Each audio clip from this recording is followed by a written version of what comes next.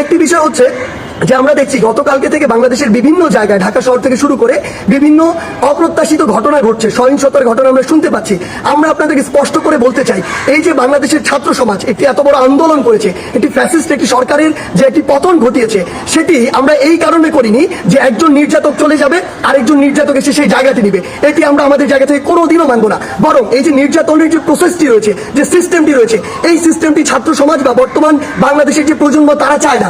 সেই নির্যাতনের সিস্টেমটি চেঞ্জ করার জন্য আমরা আমাদের এই আন্দোলনটি করেছি, এই অভ্যুত্থানটি ঘটিয়েছি পুরো বাংলাদেশের মানুষকে নিয়ে। সেই জায়গা থেকে বিভিন্ন রাজনৈতিক মতাদর্শ, সে বিরোধী মতাদর্শ হতে পারে কিংবা বিভিন্ন যে রাজনৈতিক মতাদর্শে যা ছাত্র সংগঠন বিভিন্ন রয়েছে, তাদের কথা বিভিন্নভাবে শোনা যাচ্ছে যে তারা প্রতিহিংসার বশবর্তী হয়ে এই বিভিন্ন ভাঙচুরগুলো চালাচ্ছে। আমরা স্পষ্ট করে বলে দিতে চাই, এই বাংলাদেশে এরকম যদি অন্যায় বা অপরাধ যেগুলো হচ্ছে, এগুলোর অবশ্যই প্রত্যেকটির বিচার হবে। সেই জায়গা থেকে আমরা স্পষ্ট করি, আমরা কখনো আমাদের জায়গা থেকে এমন সহিংসতাগুলো সমর্থন করি না।